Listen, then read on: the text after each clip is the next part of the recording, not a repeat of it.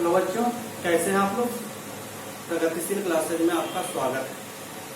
पीछे वाले क्लास में हम आपको पढ़ाए थे आयत के बारे में। उसकी पीछे वाले क्लास में हम आपको पढ़ाए थे समांतर चतुर्भुज के बारे में, और उसकी पीछे वाले क्लास में हम पढ़ाए थे आपको त्रिभुज के बारे में। तो पीछे लगभग आपका 9-10 वीडियो अपलोड कर चुके हैं। अगला वीडियो हम आपको बता रहे हैं वर्ग के बारे में। तो सबसे पहले हम लोग वर्ग के बारे में बेसिक जान लें। जब हम लोग बेसिक अच्छी तरह से जान लेंगे तो उस पर क्वेश्चन बनाने में हम लोग को आसानी होगी। चलिए ध्यान रखें, सबसे पहले हम लोग वर्ग को पहचानने के लिए जाने, फिर उसका कुछ गुण जान लेंगे, फिर उसका फार्मूला जान लेंगे, फिर उस पर हम लोग क्वेश्चन पढ़ेंगे। तब हम लोग आसानी से क्वेश्चन भी समझ में आ जाएगा, जब बेसिक और फार्मूला को हम लोग अच्छी तरह से समझ जाएंगे। तो सबसे पहले यानी कि किसको हम कहते हैं वर्ग, वर्ग कहते किसको हैं, तो ध्यान रखना होगा, जानना होगा कि वैसा चतुर्भुज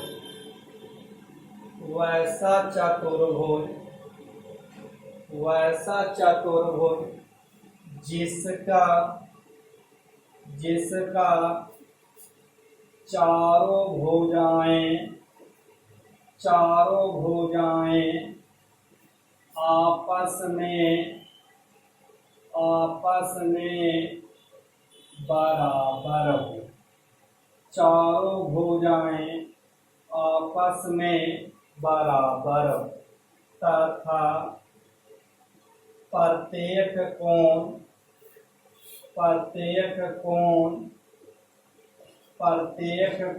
की माप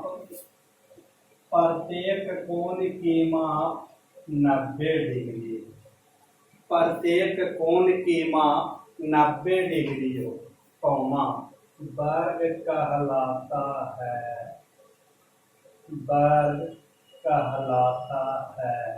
क्या बोले वो, पहले भी हम आपको बता चुके हैं कि वैसा चतुर्भुज जिसकी चारों भुजाएं आपस में बराबर हो। आपको पहले बता चुके हैं चतुर्भुज में 4 भुजा, और यदि चारों भुजा आपस में बराबर हो तथा प्रत्येक कोण की माप 90 डिग्री, यानी चतुर्भुज का चारों कोण का मान 90 डिग्री हो, तो उसको क्या कहेंगे, वर्ग।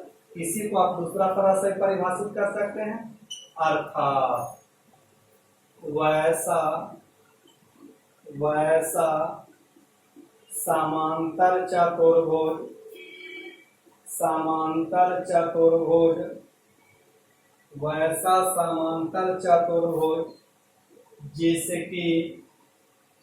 जिसकी दो आसन भुजाएं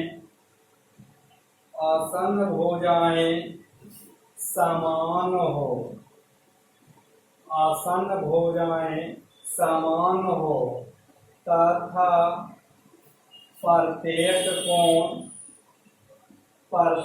कोण 90 डिग्री का हो, कौमा वर्ग कहलाता है।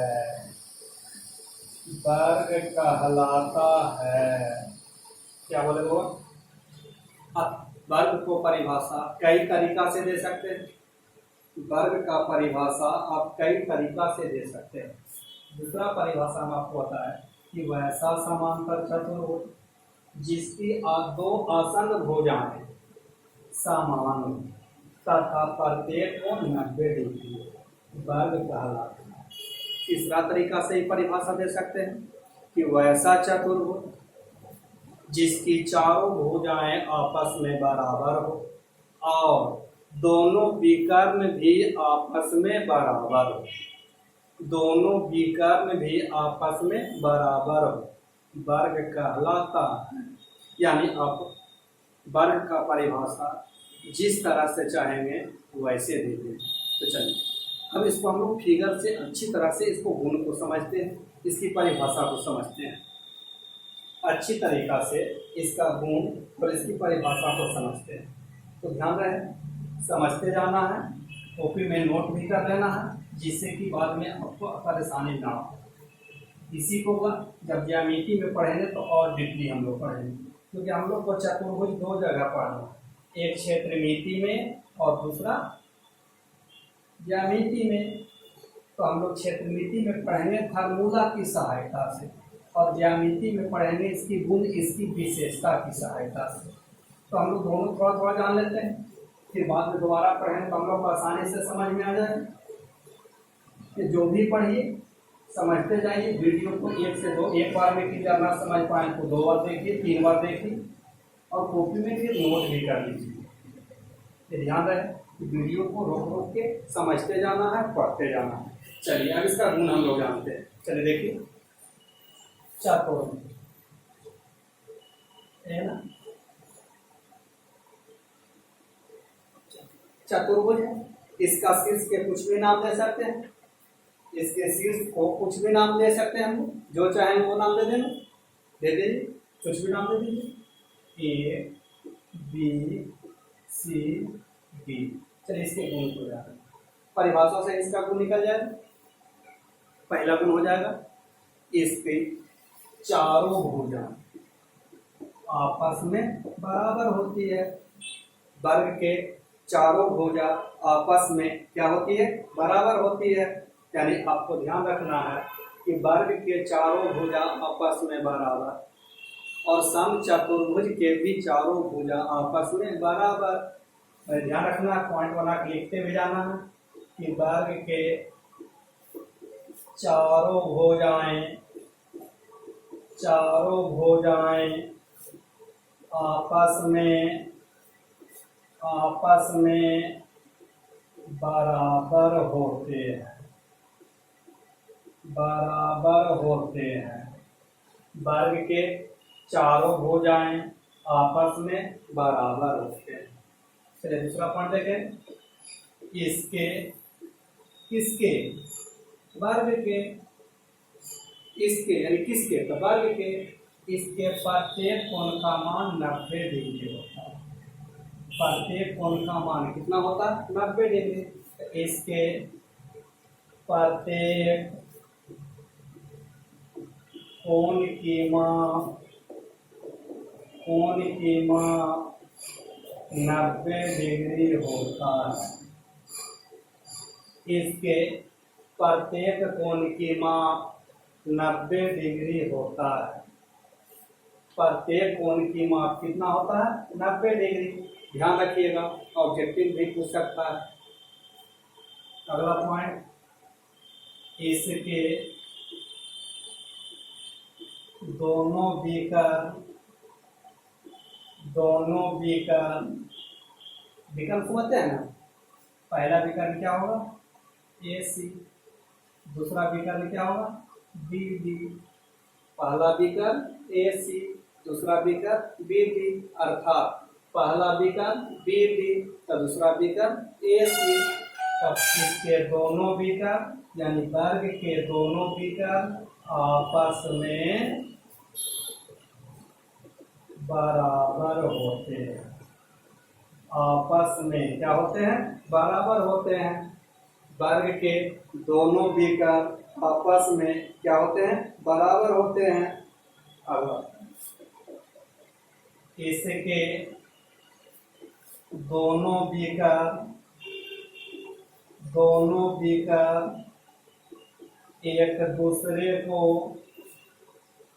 एक दूसरे को लंबवत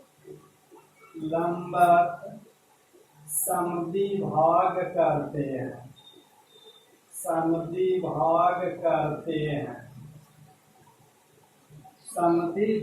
करते हैं।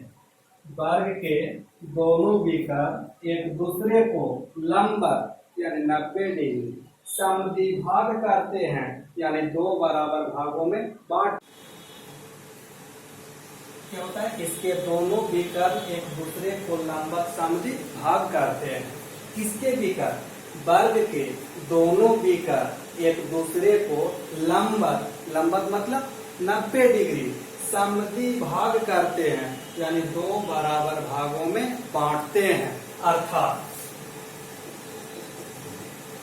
इसके दोनों विकर्ण यानी वर्ग के दोनों विकर्ण एक दूसरे को लंबवत, लंबवत का मतलब होता है 90 डिग्री, यानी कोण ए ओ बी अर्थात बी ओ ए। जैसे पढ़िए, कोण को बीच में रखे ए ओ बी बराबर बी ओ सी या सी ओ बी, कोण बी ओ सी बराबर कोण सी ओ डी या डी ओ सी बराबर कोण ए ओ डी या डी ओ ए बराबर 90 डिग्री। समद्वि भाग करते हैं यानी दो बराबर भागों में बांटते हैं, अर्थात क्या करेगा ओ ए बराबर ओ बी बराबर ओ सी बराबर ओ डी, यानी वर्ग के विकर्ण एक दूसरे को लंबवत, लंबवत मतलब 90 डिग्री समद्विभाजित करते हैं यानी दो बराबर भागों में बांटते हैं। तो ठीक है, चलिए अगला पॉइंट देखिएगा। अब हम लोग जानेंगे आगे इसके किसके वर्ग के सम्मुख भुजाएं, सम्मुख भुजाएं, सम्मुख भुजाएं समांतर होती है। इसके सम्मुख भुजाएं समांतर होते हैं, इसके सम्मुख भुजाएं समांतर होते हैं। सम्मुख भुजाएं क्या होते हैं? समांतर होते हैं। अब चलिए ठीक है, फिर से पढ़ देंगे कि वर्ग के चारों भुजाएं आपस में बराबर होते हैं। वर्ग के प्रत्येक कोण की माप 90 डिग्री होता है। इसके दोनों विकर्ण आपस में बराबर होते हैं। इसके दोनों विकर्ण एक दूसरे को लंबवत यानी 90 डिग्री समद्विभाग करते हैं यानी दो बराबर भागों में बांटते हैं। इसके सम्मुख भुजाएं समांतर होते हैं यानी आमने सामने की भुजा समांतर होती है। तो देखा, चलिए अब इसका फार्मूला हम लोग जानते हैं। अब हम लोग इसका फार्मूला जानते हैं, तो ध्यान रखिए।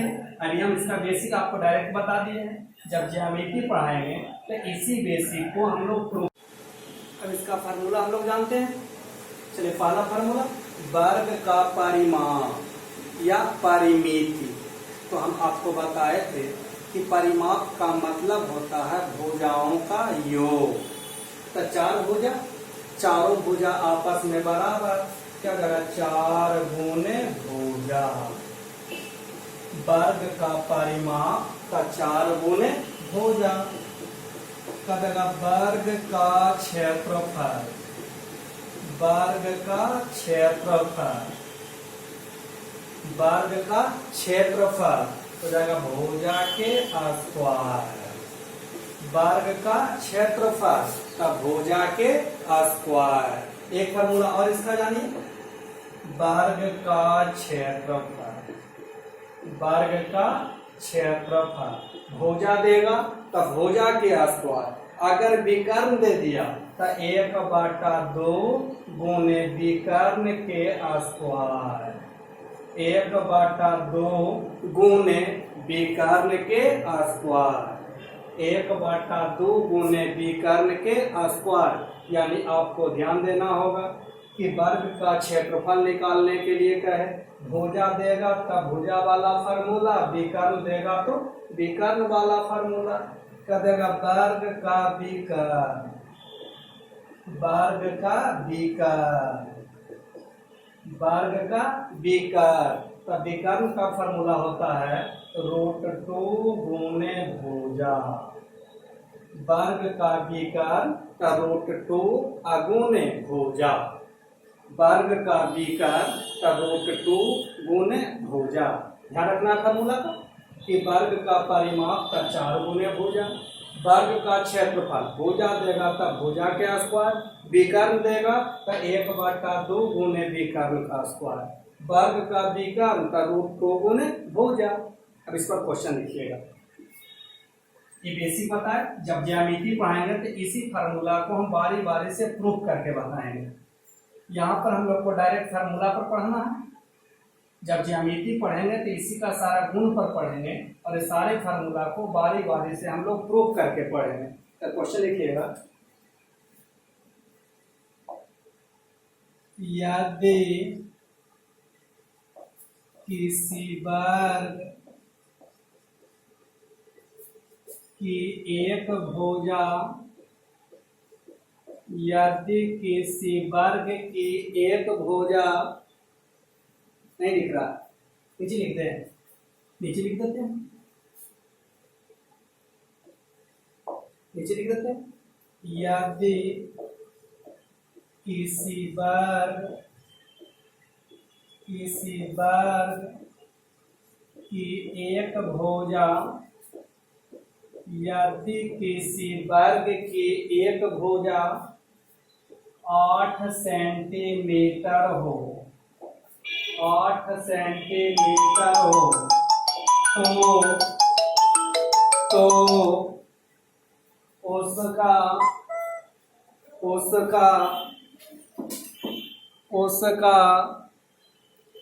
परिमाप, उसका